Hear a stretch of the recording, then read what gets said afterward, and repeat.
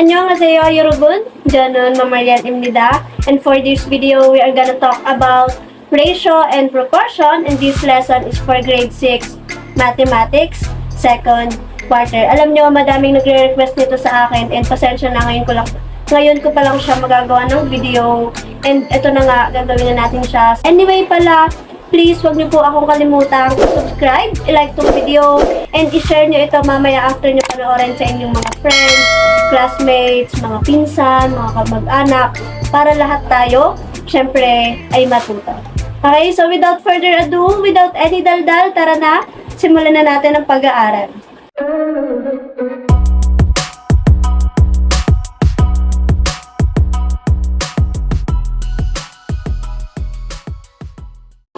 Okay, so for this video, syempre, sisimulan natin siya sa ratio. Okay, so mamaya na natin pag-usapan si proportion kasi mahalaga muna na malaman natin si ratio before tayo mag-go through proportion.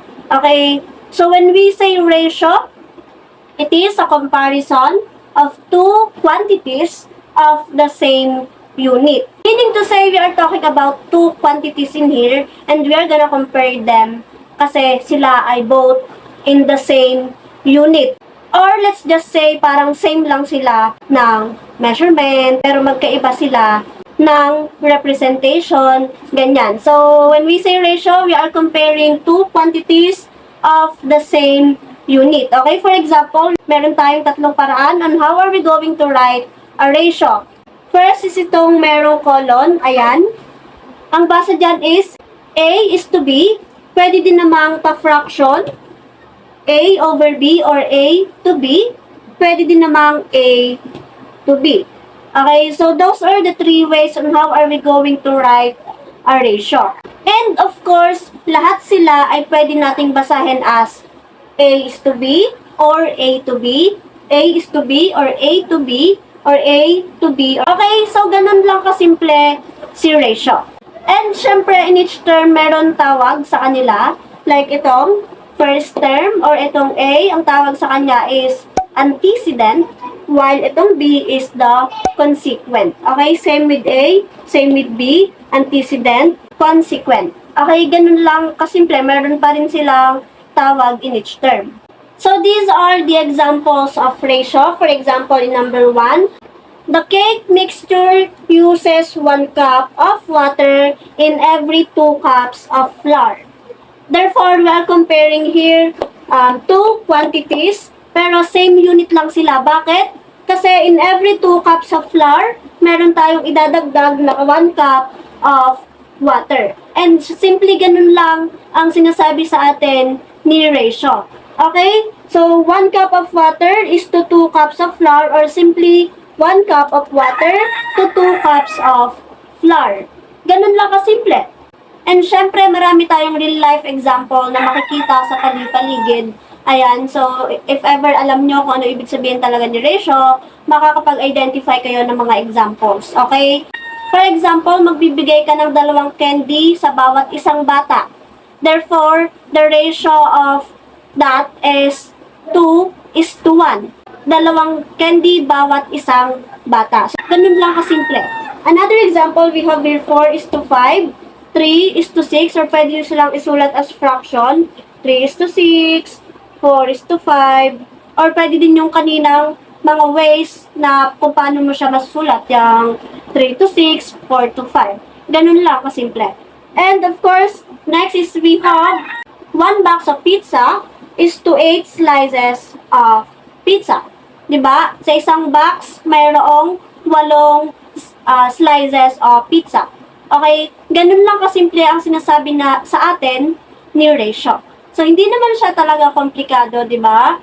Kapag ka pinahanap sa inyo yung ratio ng 2 bagay or 2 quantities, what are you going to do is to just write them in 3 ways kung saan kayo komportable. Okay? Don't forget that. Okay, so now let's talk about proportion.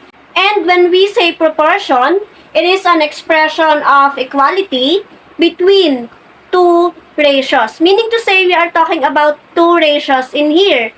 And syempre, involved na talaga dito si ratio. kay proportion. Okay? Si proportion, dito madalas tinatanong yung is it proportional or not proportional. Meaning to say, equal ba tong ratio na to sa ratio na to? If they are equal, therefore they are proportion or proportional. Okay? So we have here our two ways on how to write a proportion.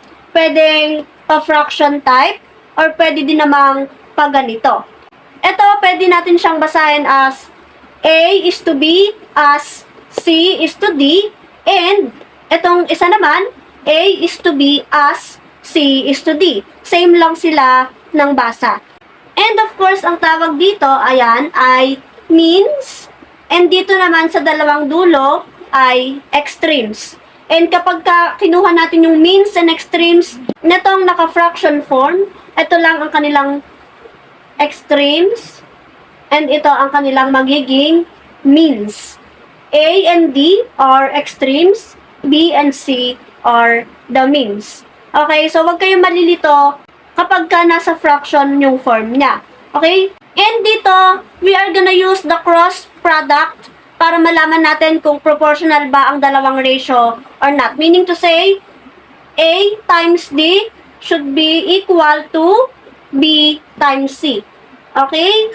So, dapat sila ay equal to each other and able for us to call this a proportion. And magbibigay ako ng maraming examples. Basta palagi din nating tatandaan, B and D should not be equal to 0. So, here is our example number 1. We have a baker uses 2 eggs for each 3 dozen of rolls. How many eggs needed for 42 dozen of rolls? So, marami kayong may encounter na mga problem like this sa mga quizzes nyo when it comes to proportion, ratio and proportion. So, better na meron kayong understanding about this kind of problem or how are you going to solve this kind of problem. So, kapag ganito yung situation, kailangan marunong kayong mag-analyze ng mga given. Okay, for example, sabi dito, ang baker daw is gumamit ng 2 eggs for each 3 dozen of rolls. Therefore, ang magiging ratio natin dyan is 2:3. Bakit siya 2:3? Kasi 2 eggs is to 3 dozen. Okay? And dito, we're gonna solve a proportion, right? So, sabi dito, sabi niya, wait, nakalimutan ko lagyan ng question mark. How many eggs needed or gaano daw karaming itlog ang kailangan for 42 dozen of rolls. So, itong 2 represents egg. Tama? And ito yung rolls. Okay? Therefore, kung sabi dito is how many eggs, therefore, hindi pa natin nahanap yung kung gaano kadaming itlog ang kailangan ni 42 dozen of rolls. So, therefore, doon nyo siya ilalagay sa katapat nitong eggs. Diba? Therefore, we have N is to 42. Tama? And ito, hindi pa natin alam kung gaano kadami ang kailangan ni 42 dozen of rolls. So, magiging ganito yung itsura niyan. So, ilagay natin siya sa means and extremes. N is to 42. Okay? So, remember, the product of the means is equal to the product of the extremes. Therefore, what are we going to do is to just multiply the means and extremes enable for us to solve. Okay? So, we have 3 times n, 3n is equal to, kasi nga the product of the means is equal to the product of the extremes. Tama? And of course, we have 2 times 42. So, therefore, that is, of course, 84. Okay? And then, right after that, kasi ang hinahanap lang naman natin is si n, para malaman natin kung gaano kadaming eggs ang kailangan sa 42 dozen of rolls. Syempre, we have to eliminate 3. How are we going to eliminate 3? By simply dividing both sides by what are we going to eliminate. So, si 3 ang i-eliminate, so i-divide mo sila parehas sa 3. Therefore, cancel. And then, n is equal to 84 divided by 3, that is 28. Therefore, for every 42 dozen of rolls, there are 28 eggs. So, sabi dito, 2 eggs is to 3 dozen of rolls. Therefore, 28 eggs is to 42 dozen of rolls. Ganun lang kasimple. Next is we have our example number 2 and example number 3. So, dito sa ating example number 1, we are going to identify if these two ratios are proportion or not proportion. How are we going to do that? Syempre, we are gonna use the product of the means is equal to the product of the extremes. Therefore, we have 2 times 3 is 6 is equal to 1 times 4. 1 times 4 is 4. Therefore, 6 is not equal to 4. Kaya naman, 1 is to 2 is not proportional to 3 is to 4. So, ganun yung sinasabi ko kanina na kapag yung dalawang ratio ay hindi equal to each other, they are called not proportional. And how are you going to do that? Use the cross product or just multiply the means and extremes. Okay? Ganun lang kasimple.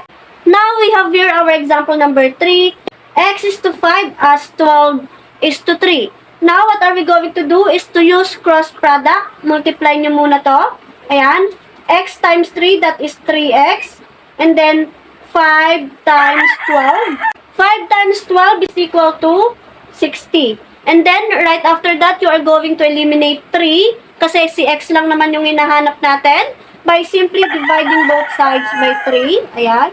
Therefore, x is equal to 60 divided by 3, of course, that is 20. Therefore, this is 20 is to 5 as 12 is to 3. Okay? I-check natin kung sila ay proportional. Since nandito yung si 20, dapat ito ay 20 times 3. 20 times 3 is 60, right? And then, 5 times 12 is, of course, 60. Therefore, they are proportional. Ganun lang kasimple. So, for our last example, we have here 3m is to 5 as 12 is to 10. So, what are we going to do is to use the product of the means is equal to product of the extremes or simply cross product, pero sa fraction form yon. Okay? So, we have, of course, this one, 5 times 12, that is 60, is equal to 3m times 10, that is 30m. Okay? Then right after that, eliminate 30 by simply dividing both sides by 30. Okay? Therefore, we have to cancel. M na lang natira. 60 divided by 30, that is 2. Therefore, our M is 2. And dahil 2 yung M natin, therefore, we have 3 times 2 in here. Tama? Kasi M is 2. Sinubstitute lang natin yung value. Therefore, we have 3 times 2 is 6. So, we have 6 is to 5 as 12 is to 10. Then, we are going to check if this is proportional or not. So, ito ay proportional kasi nakuha natin sila or na-solve natin. So, we have 5 times 12, that is 60. 6 times 10, that is 60. Therefore, they are proportional. Ganun lang kasimple. So, I guess that would be all for this video. Thank you so much everyone for watching. And I hope ay marami kayong natutunan sa akin in this video all about the ratio and proportion. And syempre, kung bago ka pa lang dito sa aking YouTube channel, wag mo muna kalimutang mag-subscribe. Like tong video and hit mo na din yung notification bell down below para naman palagi kang updated sa mga bago kong tutorials na ina-upload dito sa YouTube. And of course, pwede nyo din akong i-follow dito sa aking mga social media accounts in here para palagi kayong updated sa mga ganap-ganap natin sa buhay. So, yun lang. Always remember to make your day productive by gaining knowledge. Again, this is me, Mariel, and see you on my next video. God bless everyone.